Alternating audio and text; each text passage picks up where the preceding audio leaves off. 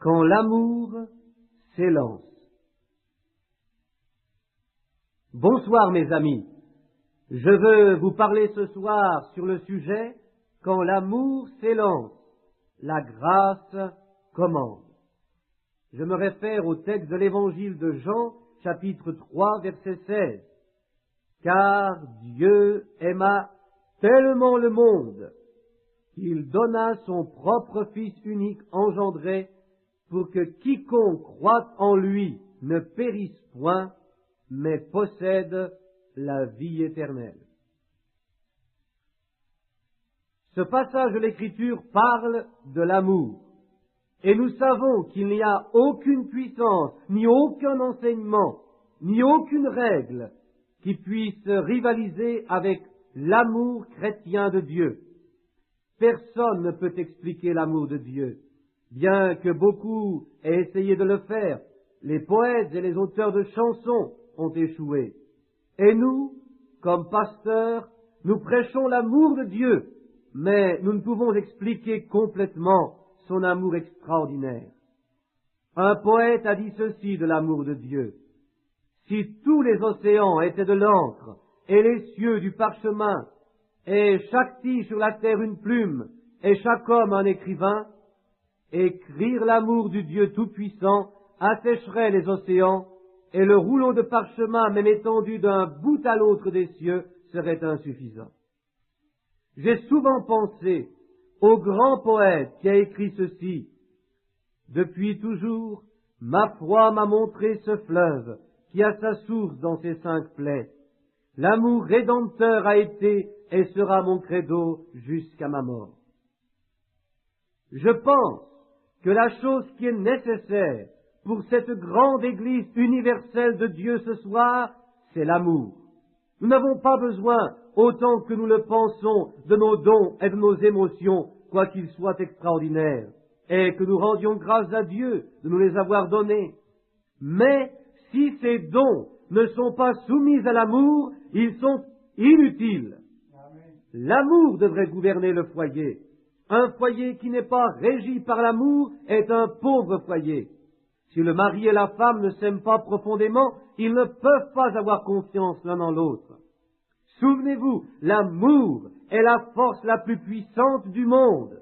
Et au lieu d'établir notre foi sur quelques émotions, ce qui est bien, ou sur quelques dons, ce qui est aussi bien, comme le parler en langue, etc., nous devrions établir notre foi sur l'amour de Dieu. Nous devons revenir à ce principe. L'amour d'abord, puis ces autres choses. Si nous agissions ainsi, nos églises progresseraient beaucoup plus vite, car Dieu est amour. Maintenant, l'amour a 2 significations différentes, avec 2 mots différents pour le décrire en grec. Un amour est appelé philéo, c'est l'amour naturel que vous avez pour votre épouse, mais l'amour agapao signifie l'amour divin. Et ces 2 amours sont très différents l'un de l'autre. Par exemple, à cause de l'amour que vous avez pour votre femme, si un homme l'insultait, vous le tueriez sur le champ. Ce serait l'amour philéo. Mais avec l'amour agapao ou l'amour divin, vous prieriez pour l'âme de l'homme. Voilà la différence. Je suis presque certain que beaucoup d'entre nous ont été déçus en croyant qu'ils avaient l'amour agapao alors qu'ils n'avaient que l'amour philéo. L'amour philéo est intellectuel, alors que l'amour agapao vient du cœur. L'amour humain ou affection vient de l'esprit, mais l'amour de Dieu vient du cœur. Maintenant, l'amour philéo est toujours inquiet, tourmenté, mais l'amour agapao sera toujours tranquille et en paix. L'amour humain raisonne toujours, l'amour divin jamais. L'amour divin est peut-être dans sa confiance, il engendre la foi.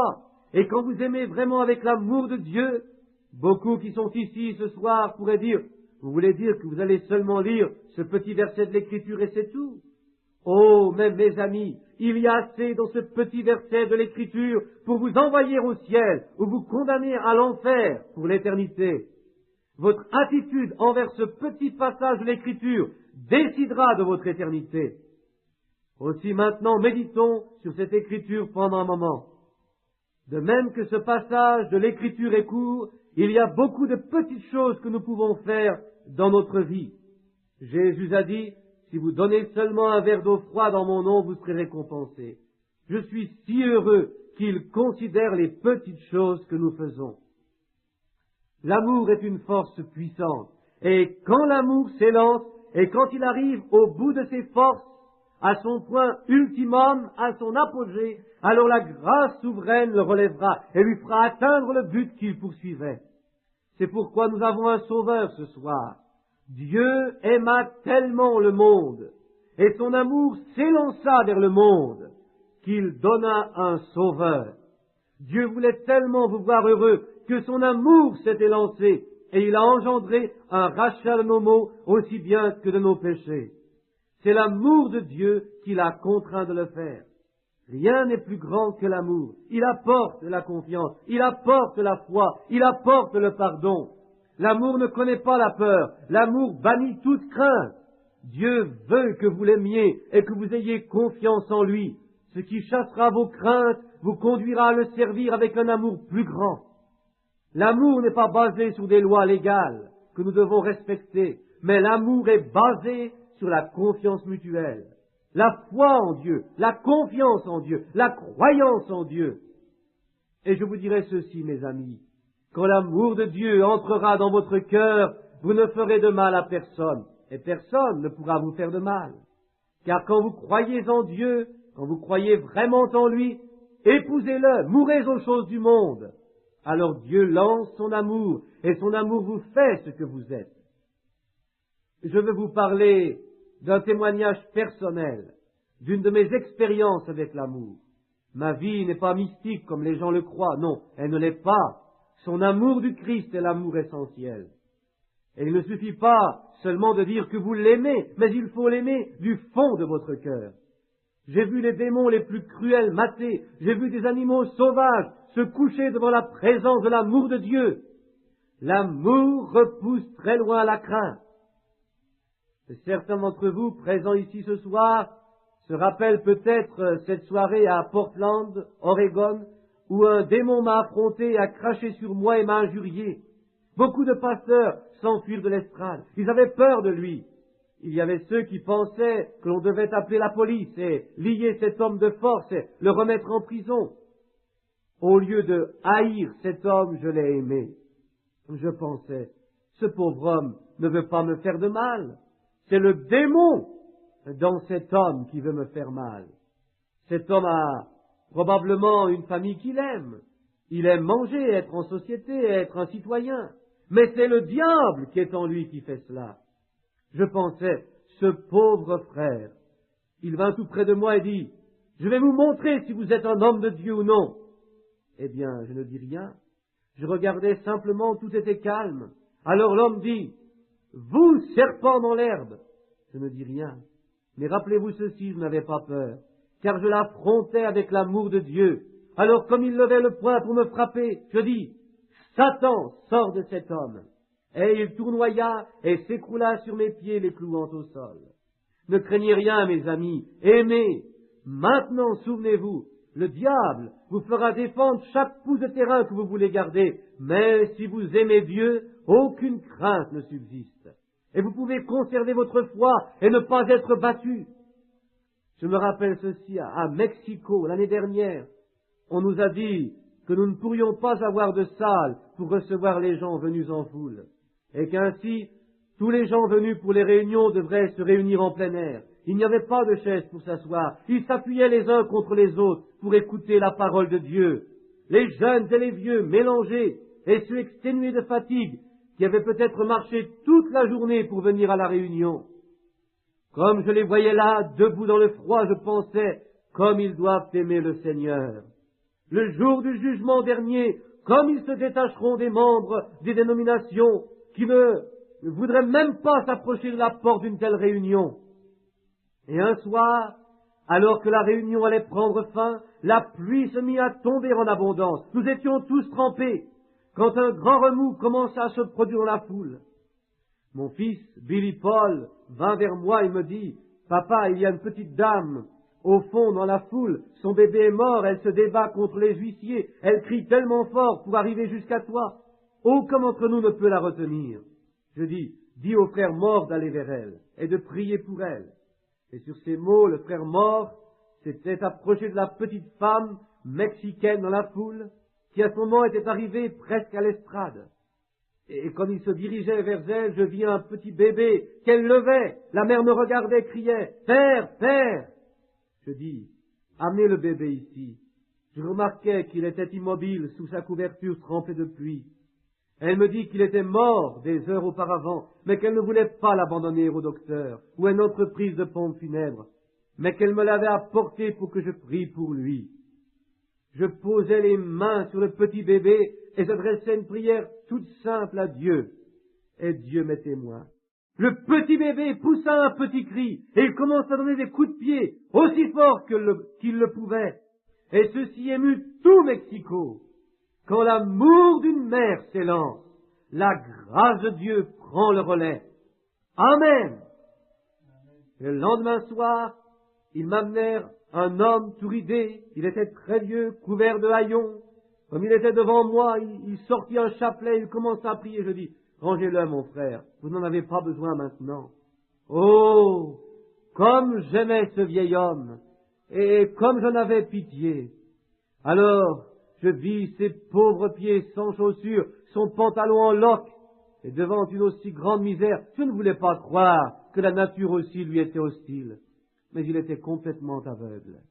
Et devant ce spectacle, mon cœur bondit, il bondit dans un grand élan d'amour et de sympathie, et je criais au Dieu Tout-Puissant, Seigneur Jésus, je t'en prie, aie pitié de ce pauvre grand-père aveugle. Veux-tu l'aider, ô Père? Et j'entendis l'homme crier, gloire à Dieu!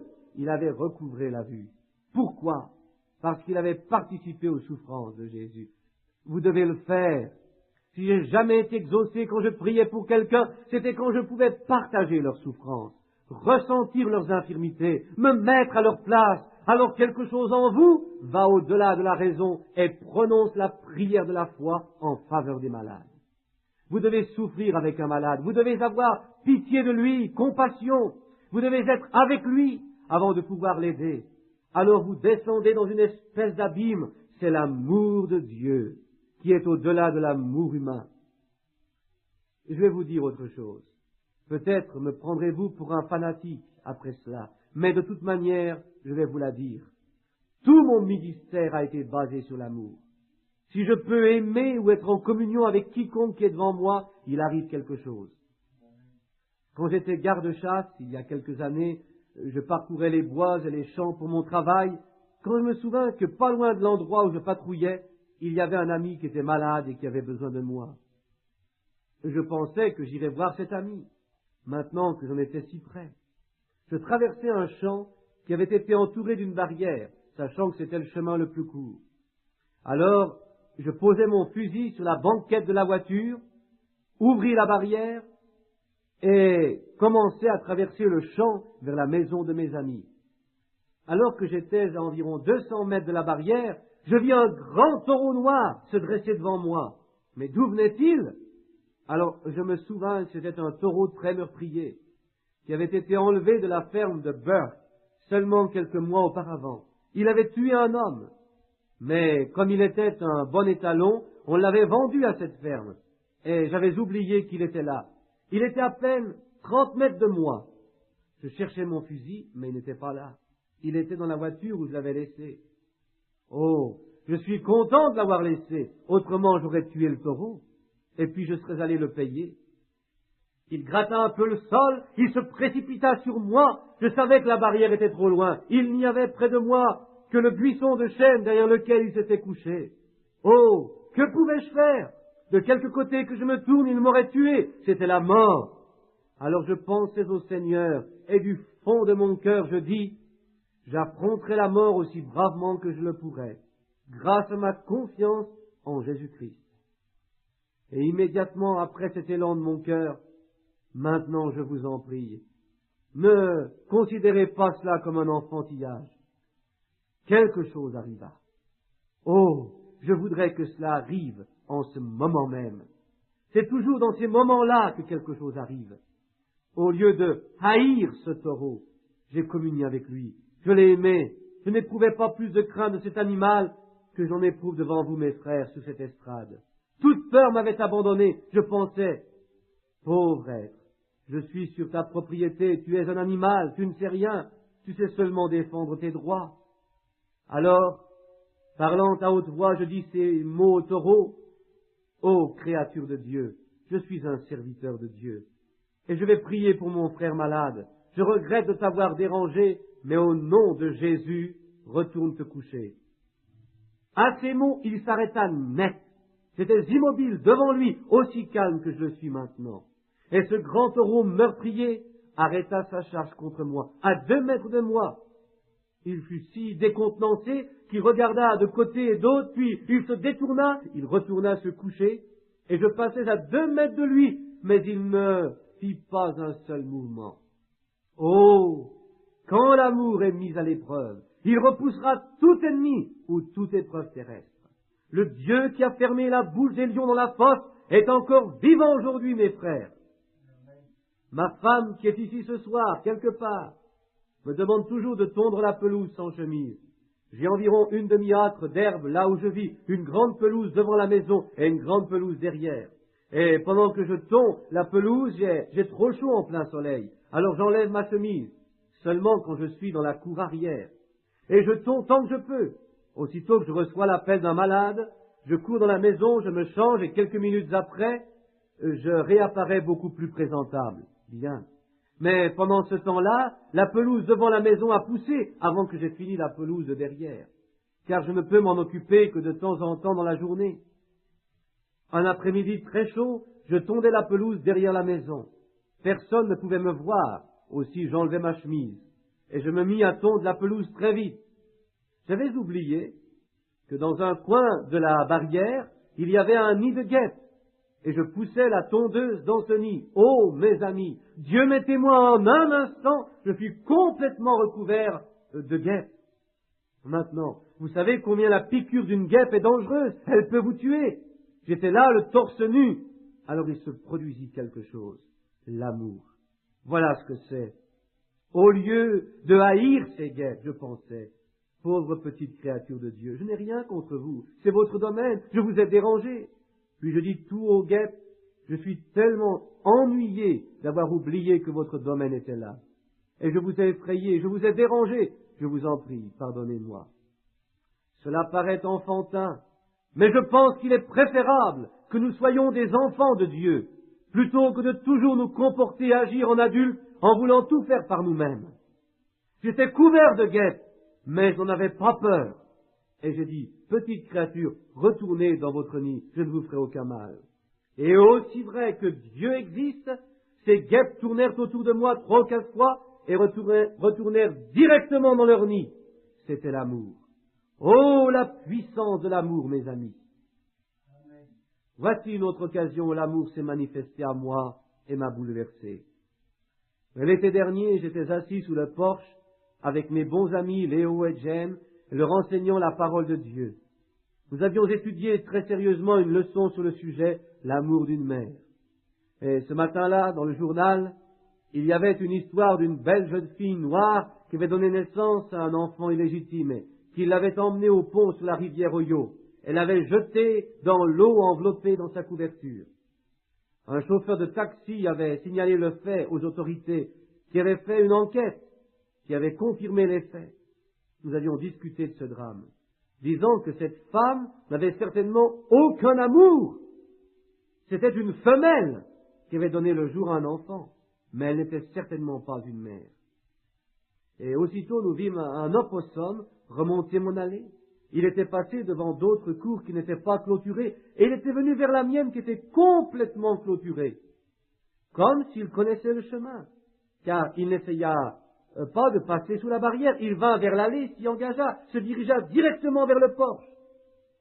Je dis à mes amis, il doit avoir la rage, ou quelque chose comme cela, car les opossums ne se déplacent que la nuit. Ils y voient à peine quand il fait jour. Nous descendîmes le long de l'allée à sa rencontre. Je ramassai un râteau que frère Wood avait laissé là la veille, et je le posai soigneusement devant lui. Au lieu de faire le mort, comme il aurait dû le faire, il commença à mordiller le râteau. Ceci me surprit, car au moindre signe de danger, les opossums font toujours le mort, ce qui est à l'origine de notre expression. En anglais, to play possum signifie faire le mort, note de l'éditeur. Je le retournai sur le dos. Je découvris qu'il était gravement blessé.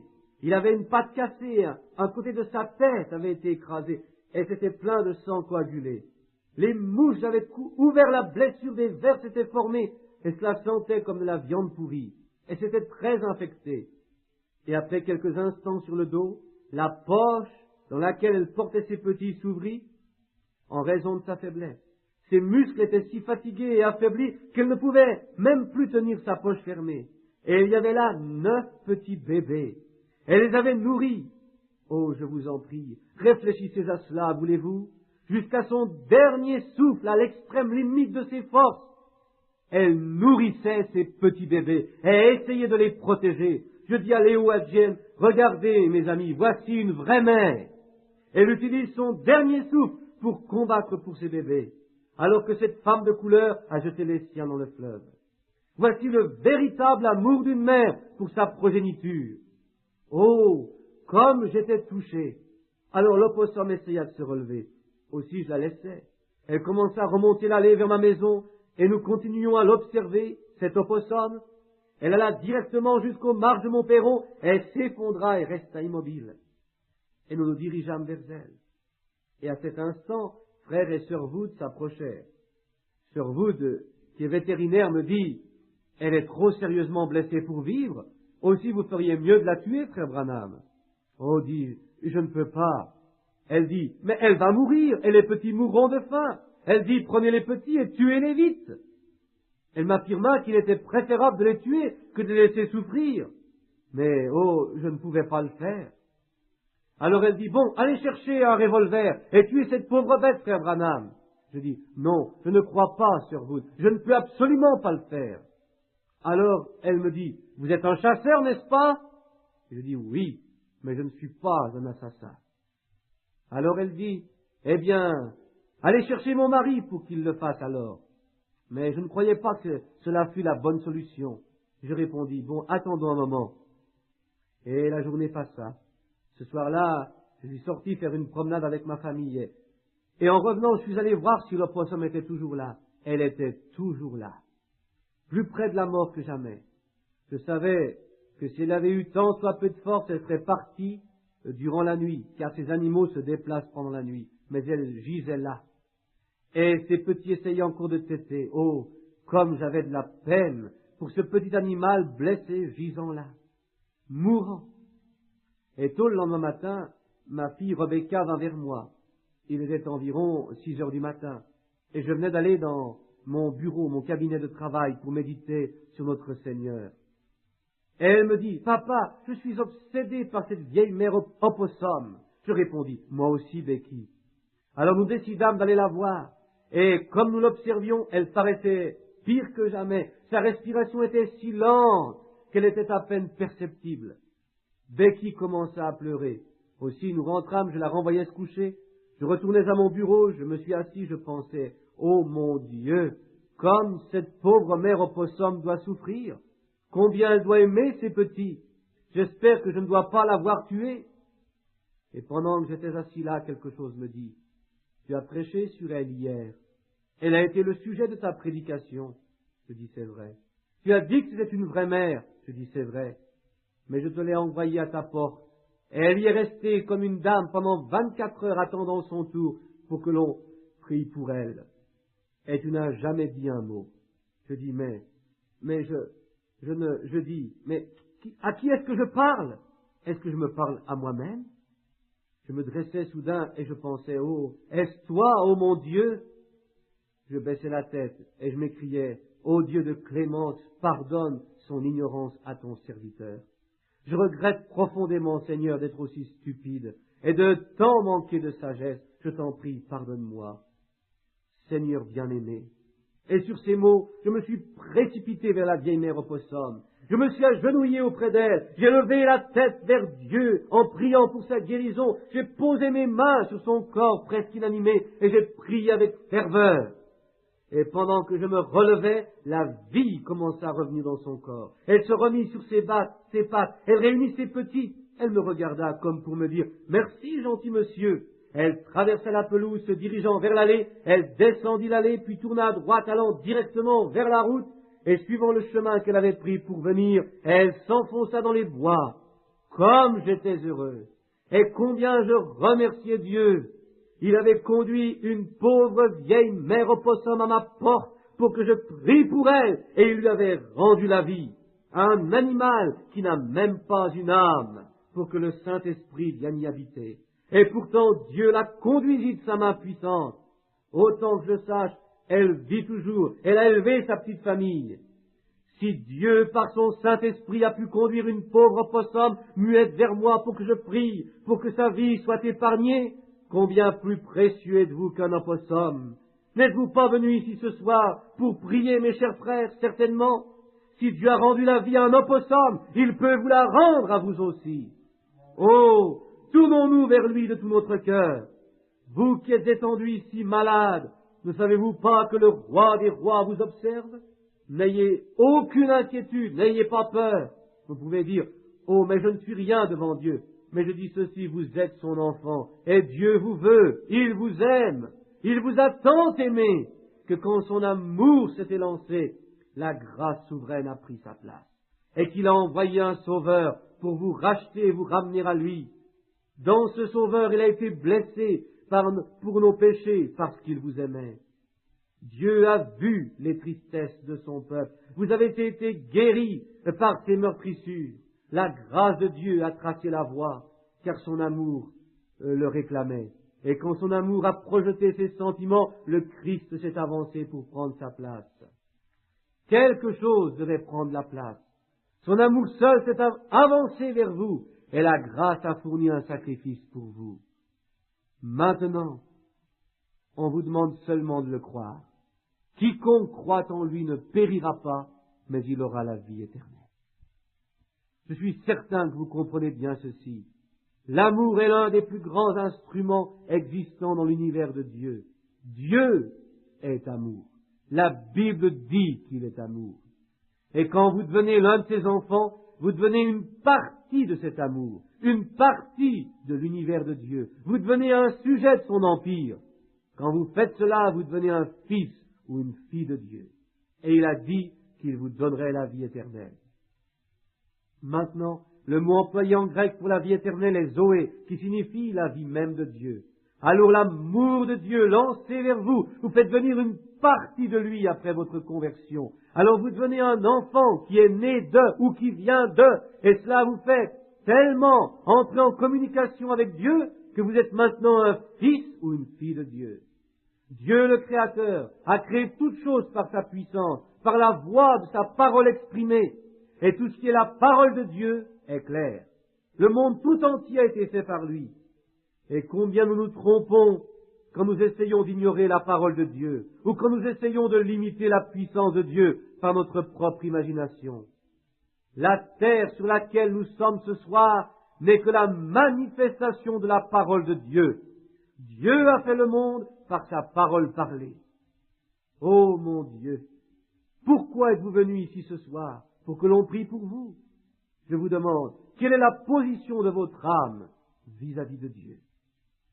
Courbons la tête maintenant et parlons-lui. Et rappelez-vous, chers amis, si ceci est le dernier message que je dois prêcher, ma parole est vraie, parce que la Bible dit que c'est la vérité. Le Saint-Esprit opérant dans mon ministère prouve que c'est la vérité. Et le monde scientifique sait que c'est la vérité, car cela a été réellement photographié. Croyez en Dieu et voyez-le travailler parmi vous. Car je crois que la lumière qui est présente maintenant pendant que je prie pour vous est la même que celle qui était photographiée pendant la réunion à Houston, Texas. Je crois aussi devant Dieu mon Créateur et mon Sauveur que c'est la même colonne de lumière qui conduisait les enfants d'Israël avec Moïse à leur tête. Je crois que la colonne de feu qui est ici maintenant et qui révélera les secrets des cœurs des hommes présents ici ce soir, c'est la même colonne de feu qui est descendue du ciel et s'est fait chair et habité parmi nous sous la forme du Fils de Dieu, Jésus-Christ. Jésus a dit, je viens de Dieu et je retourne à Dieu. Et je crois que lorsqu'il est retourné vers Dieu, il y est retourné sous la forme de cette lumière, la même forme sous laquelle il est apparu à Moïse et aux autres prophètes tout au long de la Bible. Je crois que c'est la même lumière que Paul a vue sur le chemin de Damas, bien que ceux qui étaient avec lui n'aient rien vu. Je crois que la lumière qui est ici à côté de moi maintenant, c'est la même qui a conduit Pierre hors de prison. Il est ici, maintenant même, répondant à la prière de cette petite femme assise ici. C'est une petite dame brune qui souffre de troubles nerveux, et l'homme assis à côté d'elle souffre d'un mal dans le dos. Et vous êtes mari et femme. Levez la main si cela est vrai. Je ne vous connais pas et je ne vous ai jamais vu, mais le Seigneur Jésus vous rend la santé. Vous êtes guéris tous les deux. Amen. Je vois cette lumière maintenant se diriger vers un homme qui souffre de la vésicule biliaire. Monsieur, votre nom est Clarence. Vous venez d'un endroit appelé la Grande Prairie. C'est exact, n'est-ce pas? Bien. Votre vésicule biliaire est guérie, monsieur. Vous pouvez rentrer chez vous et bien vous porter. Amen. Vous dites, frère Branham, vous avez dit le nom de ce monsieur? Mais quand Jésus-Christ était sur la terre dans un corps de chair, n'a-t-il pas dit à Simon que son nom était Simon, que le nom de son père était Jonas? Et après qu'il se soit appelé Pierre, bien, il est encore le même. Amen. La colonne de feu est maintenant au-dessus d'une femme qui souffre de tension artérielle. Votre nom est Mrs. Fishbrook. Vous êtes de cette ville. Vous habitez dans la 125e rue. Le numéro de votre maison est 13104. Si cela est vrai, levez la main. Très bien. Rentrez chez vous, madame. Vous êtes guérie. Jésus-Christ vous a rendu la santé. Amen. Oh, vous tous, je vous incite à croire. Regardez vers Dieu et vivez et croyez. La lumière descend ici maintenant sur cette dame, juste au premier rang. Miss Fa, qui a une maladie de cœur, n'est-ce pas? Croyez-vous que Dieu va vous guérir? Votre père à côté de vous a des troubles mentaux. Vous n'êtes pas de cette ville. Vous venez d'un endroit où il y a des collines. C'est Warren, Pennsylvanie. Si cela est vrai, levez la main. Vous êtes guéris maintenant tous les deux. Jésus vous a rendu la santé. Amen. Maintenant, je vais faire quelque chose.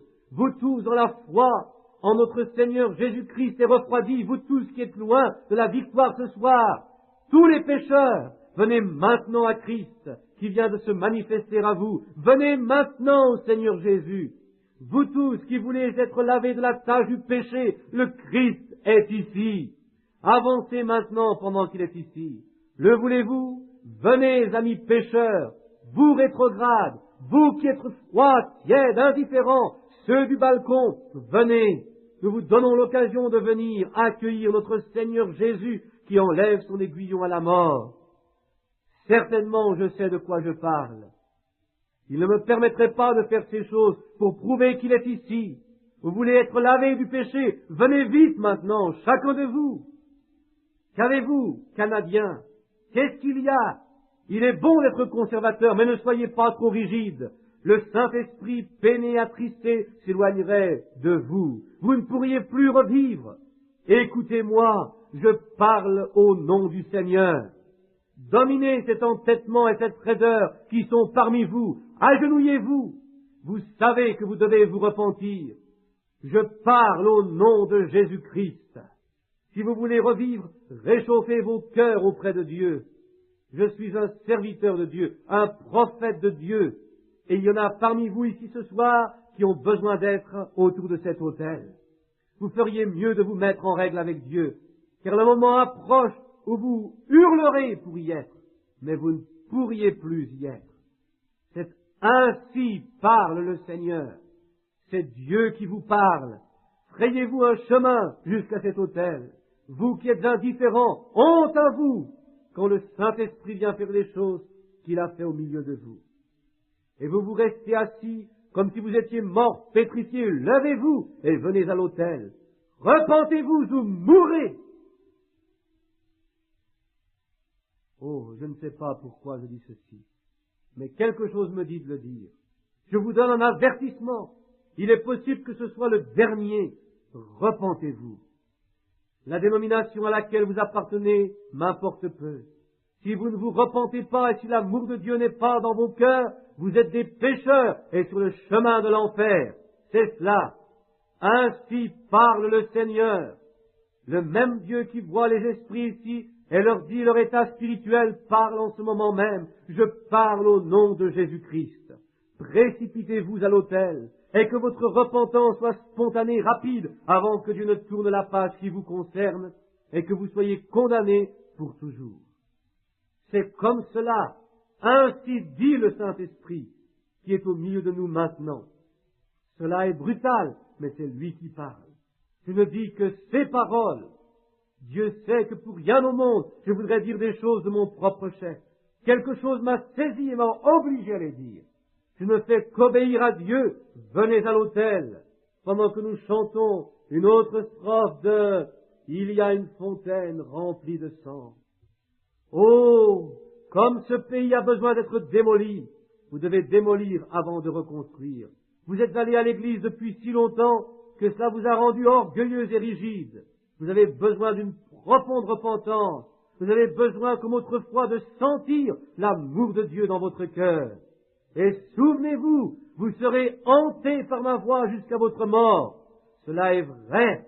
Je parle dans le nom de Jésus-Christ. Amen. Laissez-moi vous dire autre chose. Si vous êtes en désaccord avec quelqu'un, vous feriez mieux de faire la paix immédiatement. Il fait clair dans cette salle.